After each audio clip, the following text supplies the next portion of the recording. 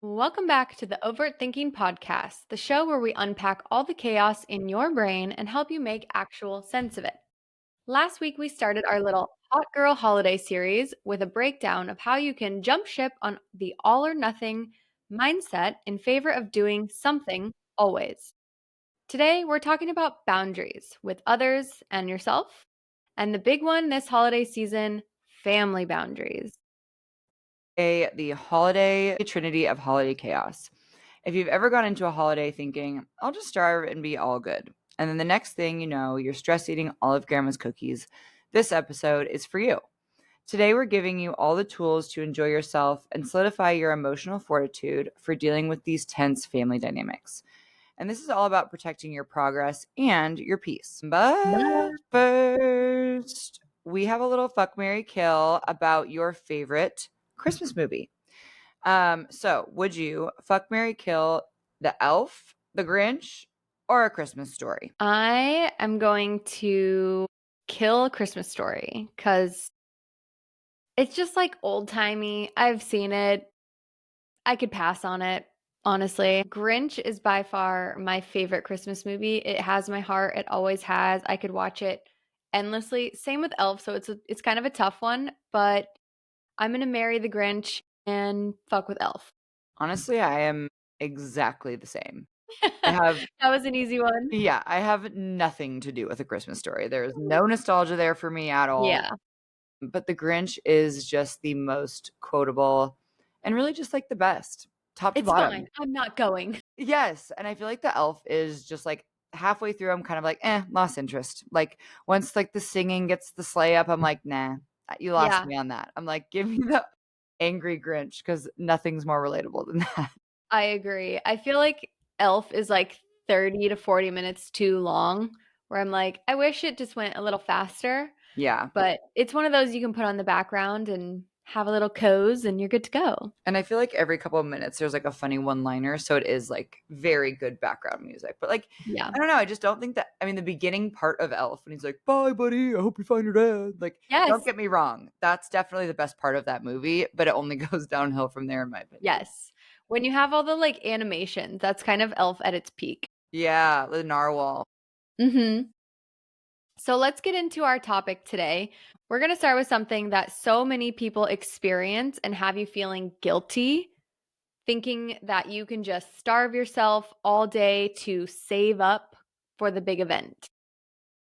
And we've all been there, right? We've all been there. We've all done this. Like, I'm gonna save my calories till the end, and then I'm gonna be able to have this little nest egg, and I'm just gonna eat a normal amount.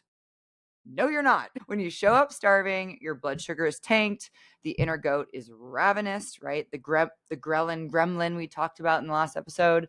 And then the next thing you know, you're fist deep in cheese and there's no stopping that train. Okay. So before all the turkey even hits the table, before you even have time to have your protein, you're already setting yourself up for failure. Yep, I've totally made this mistake too. And you and I have learned the hard way. So you don't have to. This truly isn't like a lack of willpower. This is just physiology. Your literal Biology, baby. hunger, yes, your literal hunger cues that you've been avoiding are now going to spill over into this party. Think of fueling earlier in the day like your insurance policy. So it's insurance that we will keep that inner goat or inner gremlin sated so that you can eat like a normal person. Yeah. And let's just give people the quick 3 tips. Like my big 3, and I literally just recorded this at work. Like my big 3 this holiday season will be protein, steps, and water. Like that is it. Like I don't need to focus on training. That's already something that's kind of like built in. And even on my worst week, it doesn't get thrown off. But water for sure gets thrown off. Like even as a fitness coach, I am sometimes the worst at drinking water. And it has so much benefit for digestion, mood regulation, satiety, as we Moment take moment to take a group sip. moment for a sip. I will say I left my Awala water bottle at work and I am devastated because I won't be able to get it till Monday. And I got this ring light water bottle and Wow, I'm they're getting not, crafty. let's just say I'm not influencing it. It's not like ergonomically good, but like it's onto something, you know? Yeah, it Yeah. does seem a little, like, misplaced. It's a little odd. But so back to it. Water, protein, steps. That's my big 3. And we can go into why, but I think if we're going to look at just keeping it simple, our brain loves the rule of three. These three things have the biggest trickle down effect and the biggest short and long term impact on your goals. Which leads us into our holiday plate method. And I'm going to let you take this one because this is your whole jam. Yes. If you know me, I haven't tracked food in like a year, which is a long time for me. I know it doesn't sound like a lot, but that's a long time. And I have been leaning more into the plate method. Like, I know generally what my plate needs to look like for it to satisfy my protein, fat, carbs needs. Like, you could use your hand portions, right? An outstretched hand portion of protein is probably close to your protein amount. A cupped handful of that same hand is probably your carb amount. And like, when you look at your plate, you can look at it also like a little pie chart. Okay. Is half, or maybe like, 2/3 of your, no, half of your plate protein, the other half colors and fiber and carbs and fats, but like, really try to make your plate close to half of protein. Because even if you try and you fail, you'll still be closer. Just build your plate so that you have protein, fiber, and color. And even if that color is covered in marshmallows or bacon or some sort of sauce you don't recognize, still prioritizing protein will help you feel full, stabilize your blood sugar, while fiber and color will also help slow down digestion so you don't feel like an absolute balloon later. Yeah, totally. And it can be hard to have complete control over what's available at family functions. So this isn't a hard and fast rule, but just do your best. Use it as a guidance system. And of course, remember to drink water throughout the day and the night so you can help flush it all out quicker the next day. Yeah. And speaking of staying hydrated, because we know that's a big one for me, let's talk about our booze boundaries, which is also another big one for me. We've done a few episodes now on like how to drink and how to still stay on track for your goals. So let's just do a little reminder that alcohol calories are sneaky because they don't really provide any satiation or any nutrients. So they will rack up a lot of calories without giving you more than just the buzz. Totally. And most drinks are at least 100 calories, and that's on the lighter beverage side. A cocktail can be upwards of 200 plus. An easy intention for your night is alternating beverage water. So for every cocktail, your next one will be water. Yeah. And ask yourself, like, what is really important to you? It's okay if it is indulging and like you're like, I'm going to go all in on this meal. Great. If that's your goal, go for it. But it is important for you to be aligned to that goal. And also ask yourself if it is necessary, or if it's a necessary season to like tighten up the boundaries right now. Like, are we putting unnecessary stress on ourselves right now? Or is this like kind of okay, right? Because either way, the choice you make should be aligned with what you really want. So it's not fair to compare yourself to an outcome you're not willing to work for at this time. Mic drop. So I guess one more thing I could say about that is like, if you look at how you've performed for the most of this year, that's probably how you're going to feel in January. That's how your body's going to look. That's how your body's going to feel, is a product of how you trained and took care of yourself this whole year. And Totally. even if you said, I'm going to go fuck it mode all 30 days of December just because you wanted to, sure, yeah, you're going to not feel great in January. But at least we know that, right? If we can anticipate it, then we can actually set ourselves up for failure with protein, steps, water. Full send, fine. Still focus on protein, steps, water. And if you've been diligent the last 11 months, getting back in January will be that much easier because you already have the systems and the habits in place. So even if you fuck it, like you said, for the entire month of December, you're going to come back fine. Right. Muscle memory is real. Whether we're talking about actual skeletal muscle mass or just like the routine of doing something, muscle memory is your best friend. And don't forget that you have it. Every rep that you've put in this entire year is now going to either help or hurt you. If you've been slacking off all year, you're probably going to feel like that this month. But if you have been, Guilty. what? What is Guilty. good? I spent like 4 months fucking off. But that is not your overall muscle memory, right? Your muscle memory knows to eat protein, to have, water and have meaningful conversations. But at the end of the day, your results are going to be a reflection of what you do most of the time. And that's Totally. also not even just what you're doing, it's also the boundaries you set with ourselves. and the boundaries we Mhm. set with other people, because that can also put you down a really dark rabbit hole. Yep. So, what should we do if we go a little rogue and you do spend 30 days going crazy, or you had a big night out and you're feeling a little hungover? Well, first of all, minimizing your hangover starts in the nighttime before. Yes, we talked Liquid about this. Adja liquid, what is it? Liquid Advil Advil liquid liquid gels. gels, yeah. Liquid Advils. Advelds gels. So you need some of those for sure. 2, and a big ol' glass of water right when you get home, or right if you forget, but before you drink would be best. But when you go home, fill up your water bottle for the morning or the midnight chug, that will probably happen, of water. And Yes. then in the morning, I would go first things first again with the water again. You are a raisin. Drink as much water as you kind of can, have some electrolytes, and then have something to eat. Wake up in the morning, have water, electrolytes, and food. Okay. Yes, yes, yes. Okay. Yeah. I would also add that you can plan ahead, and this is what I do when I know that I'm gonna be drinking and I'm definitely gonna feel like shit the next day. Plan ahead, and I always keep fruit in my fridge for this instance, or I'll Mm, make soup for future Kelsey because she will be so appreciative. For my husband and I, the day after our big Thanksgiving party, we go out to soup at this Vietnamese place. So just get some have pho. something. Yes, have something that feels like curing, like it brings your soul back to your body, and give yourself some nutrients and hydration, like you said. And of course, adding in movement. So going for a long walk, even if you feel like shit, you will feel better. Okay. My this only I only remember this because I had some earlier this week. But my go-to hangover meal was one of two things. Depending on Pad Thai how or Thai food. Yes. So, depending on how bad I felt was, how much appetite I had. So, if I, didn't feel that bad, but, a little bad, I would go for, Thai time panang curry with salmon, right? Like, we know that's my Mm, favorite meal. But if yep. I felt real bad, it would be a order ahead, Starbucks egg white bites and a venti matcha. I don't know Oh, why, but, okay. something a little warm and, comforting, easy to eat, easy to figure out. Choke it down. Yep, and then a big old beverage that was actually, tasty. Yeah. Was that super calorically dense? For sure. Was it Yeah. exactly what I needed? Yes. I wanna go back to the movement thing that you said, is that some of my best workouts have actually been after a big night out or, a big meal out. Hmm. Interesting. And Yeah. and we know that why that is, right?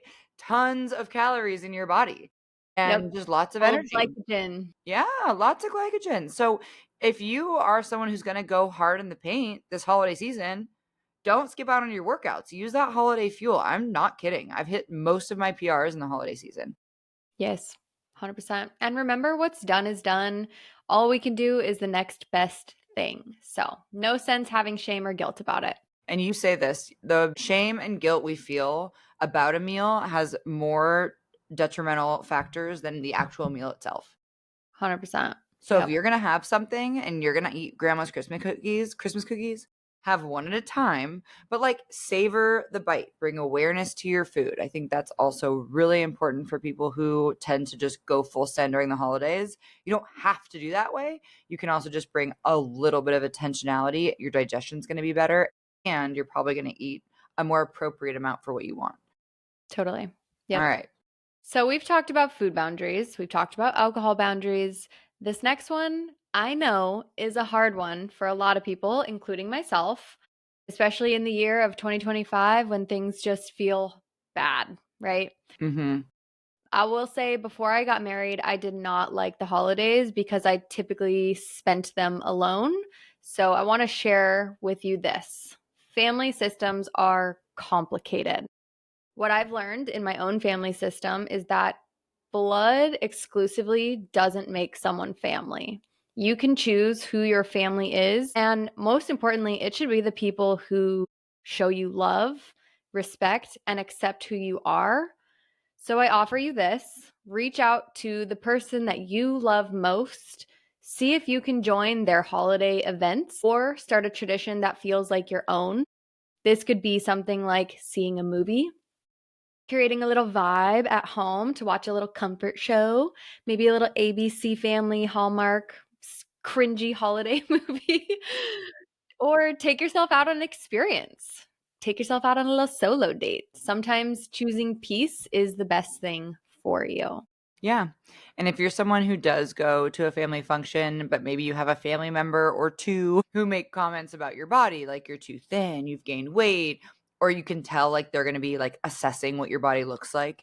Um, or you have like the almond mom who's like grew up with an unidentified eating disorder and has like disordered behaviors like, are you sure you want to eat that? Or, ooh, I made this with like low fat milk, and like over highlights how something could be healthy to you.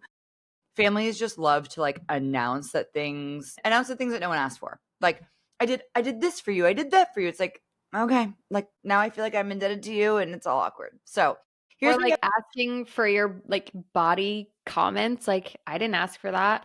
right. And I do think that it creates a weird dynamic for a lot of families where, if you're the more forward person in your family, that's what they're going to draw attention to. And I used to get super resentful when I would like meet up with like old high school friends or old people, people who used to, and then all they want to talk about is fitness. They're not like, hi, how are you? How are you as a human being? It's just like, this is my friend with a six pack. And it's so lame. So, Or like, I'm sure you get this a lot too. Like, people be like, oh, I've been trying to work on my fitness. Should I do this, this, and that? And I'm like, bro, that's a deep question. Like, do you want to pay for a consultation? Because I will absolutely give you the answers. But right now, I'm not wearing work hat. yeah. And like, that is a great segue because that is a great, like, low, what is it? Like, you're not putting the defenses up when you say, like, I'm not wearing my coaching hat, but if I was, you could pay me $2.95 an hour to answer that question. Right, right. No, but I think it's worth it for us to say, like, when people make comments, it's good to have some little quips in your back pocket so that the intensity of what they're saying and how they're saying it doesn't catch you off guard and then start changing your habits, right? Totally. I feel like there's this ironic thing that happens too when we're trying to be mindful of our food choices. Family members might see you choosing differently than them, and it may trigger comments like, come on, just live a little, right? Like, I'm sure you experienced that being gluten free and dairy free. Yeah, for sure. They're like it's not well, sometimes people like, confuse my allergy for like, "Oh, you're doing it because it's healthy." It's like, "No, it's an allergy." But yeah, people will be like, "Oh, I'm only gonna have one cookie." Okay, I'm only gonna have one. I'm like, I don't care. You're not paying me enough to care about your food choices. Right. And I think, like I said, it's good to have a couple of good things in your back pocket. Like, sure, if someone makes a comment about gluten or dairy free or whatever, I'd be like, well, I fuel my body so I can feel my best. Like, I don't want to shit my pants in the morning. I don't want to feel like crap, or like if someone is noticing that you're not getting the mashed potatoes, right? And maybe your plate has more veggies than usual, or maybe years past. You could say, I'm actually working on this balanced approach to my health where I'm choosing decisions that are more aligned to like how I want to feel. And I would just love your support. I think sometimes people want to be invited into whatever you're doing, right? It's Mm, always like, ooh, what training plan are you doing? What are you eating? We're just genuinely curious, I think, a lot of times. And because us women have been fed so much misinformation that when we see someone who we think that they've kind of got it figured out, we're naturally curious. And that's probably the same thing that's happening with your family members too. Is they see you that you're with it, you've got the answers, you're focused, and people really want that focus. So my biggest suggestion is actually to just invite them in mm, and I say, love this, that. yeah, this is how I'm structuring my plate this holiday season. This is what makes my body feel good. This is how I'm making my decisions. It's not about them at all. It's always been about you. And so if someone's like, that's nice, or wants to know, it's like, hey, you can actually support me by just like asking me questions what I'm up to. Or you can support me by actually not making any comments about my plate because I feel a little bit embarrassed about drawing attention to it. Or like educate, right? Like if your plate is mostly turkey and potatoes and green beans, just say, like I'm having mostly turkey because it's fueling my protein needs for the day. This helps me feel like energetic in the gym and fuel my workout and help me achieve the goals that I have. Like, let your parents in or let your family members in. I love that you said invite them in. Like, that's such a key way of thinking about it. Like, I feel like normally we'd be like, Uncle Bob, why are you asking? But Right, and instead even be in your like, posture just then, you backed away, right? That's not inviting in, that's like edge, that's like, distance, because it is icky, it does feel threatening. You're like, right, what?" But you right. being like, "Well, let me tell you about that." And, like, Well, Bob, let me serve you up the truth. yeah, I'll be like or I'll be like, "Bob, do you really wanna know the answer to that?" Yeah, Sometimes yeah. people just wanna poke and connect and whatever, and they do it in weird, stupid ways that you don't like. Sometimes is this connection or are they actually trying to, pick and prod? If people are pick and prodding at me, I will ask them, "Do you want Mm. to know the answer to that question?" Like, "Oh, look at your plate. What's good?" Do you wanna know? You wanna know what I'm focused on here? I That's an feel like invi you'd be a great person to bring to holiday parties. I am a great plus one to most parties. I believe that. Well, not most, but okay, yes. I think that when it Not comes funerals. to icky family stuff, the more we can ask questions back to people, that is like one of the biggest ways to disarm the most annoying person in your family. Totally. You think that asking them questions will make them want to talk more. Most times it won't. It'll show them what they just said to you. Mhm. I love that. And if all else fails, no matter the comments, I think it's important to say, like, or you could say, do my choices negatively impact your holiday experience? I think another difficult thing about Amazing. family time is that when we were young, we had a role to fill, and it takes some time, I think, for our parents to get to know the adult version of us. And Yeah. sometimes that is jarring. Like me, I've had distance from both my parents for a while. I don't think they truly know who I am. So that there can be a lot of like people pleasing behaviors and expectations to accommodate. And in my case, a lot of it is I know better because I'm older. The There's irk nothing worse than that. and the craze that I immediately feel Is when I'm that a around my family. commonplace thing to have been said to you? It's not a thing that has it's been said one time, but it's like this superiority, respect your elder. And I'm like, okay, Fox News, maybe like take a break, Yeah. sit this one out. Yeah.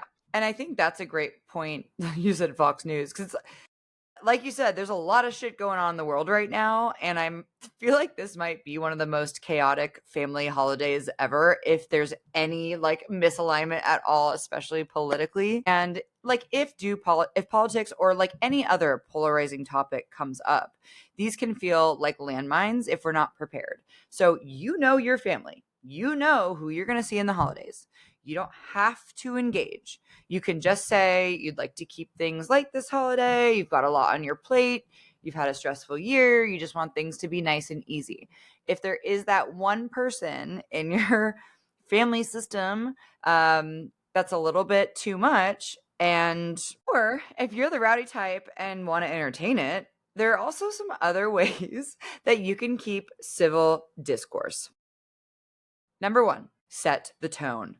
I'm happy to discuss this topic with you, but only if we keep it respectful and curious. Kelsey, give us some tips on how to make sure you can keep that civil discourse.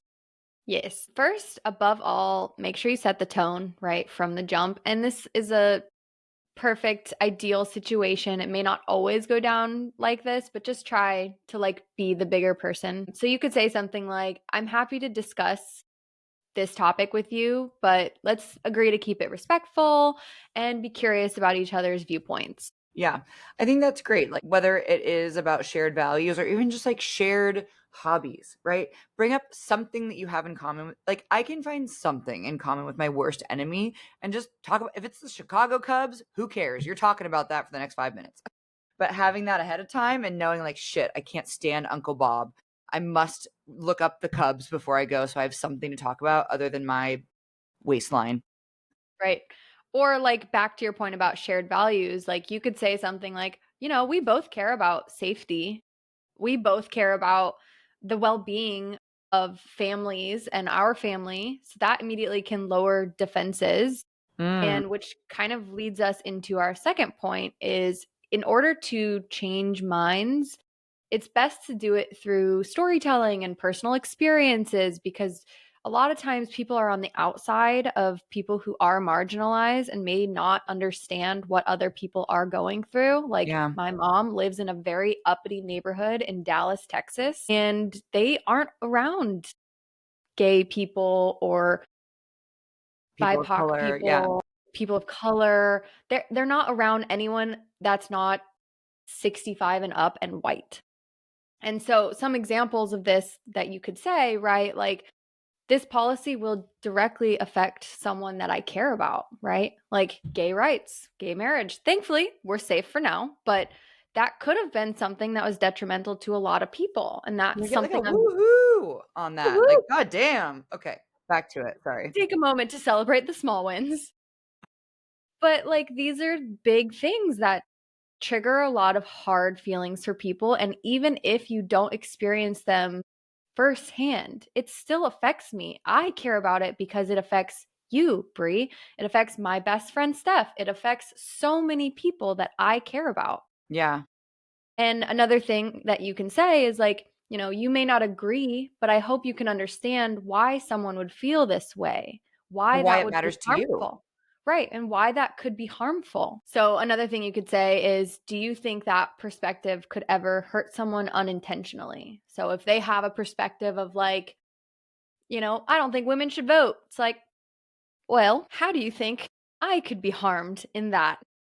Right. Right. And like, would you be open to hearing what I think? Or if someone has a, hard pressing, I don't know, thought or belief that you just are really in stark contrast with. Again, leading with curiosity. Do you want to have this conversation? Hmm. How would you like this conversation to go? Yeah. Right? And to your point, you can say, are you open to changing your mind or are you firm in your beliefs? In which case, be ready to bail, which Right. is the third tip. Yeah, be ready to bail if you got to bail. If the conversation starts escalating, repeating these conspiracy theories that you've already talked in circles with them about or talking in circles about, you might say, I can sense we're hitting a wall here. Let's shift to something a little lighter. Or, I'm glad we got to talk about this topic, but I'd love to actually talk to you about this other thing, The plants. Chicago Bulls. Yeah. Yeah. The Chicago Bulls, please. And then also, again, like use humor. If things feel awkward, they're going to feel awkward for them too, even if they're the most ignorant POS ever. Just use humor and get yourself out of there. If we continue on like this, I'm going to have to hijack the pie and leave. House rules. Bye. Sometimes you just got to plant that seed and walk away and just maybe even just making your discomfort known. And hopefully they can pick up on it and end the convo. Yep. Sometimes it's all you can do. But I do think it's worth it if this part of the conversation resonates with you. I know, Kels, this has been a huge topic for you when it comes to the holidays. If this is something that you're struggling with this holiday, please go back to our other episodes around having crucial conversations, how to, set an apology. Like those episodes are really impactful. And even though, usually we talk about fitness and training and all of that, we know that mental health is the biggest part of your overall health. And the 100%. holidays can totally derail you for nothing other than that your brain is just feeling a little squirrely because there's a lot of big fear and big feelings coming up. And trust me, we're with you on that. Shoot us a DM, reach out to us, share your crazy holiday stories with us so we can help you through it. And if you're in like a frustrated panic and you want to lash out at your mom, the best thing you can do is say, I need to walk away for a minute. I'll be back in 10. You know And you what? leave it at that. That is actually a great tip that I feel like we should leave. Dr. Gottman is like one of the leading family relationship therapists, and the Gottman method goes into the whole thing. But there's this rule about relationships.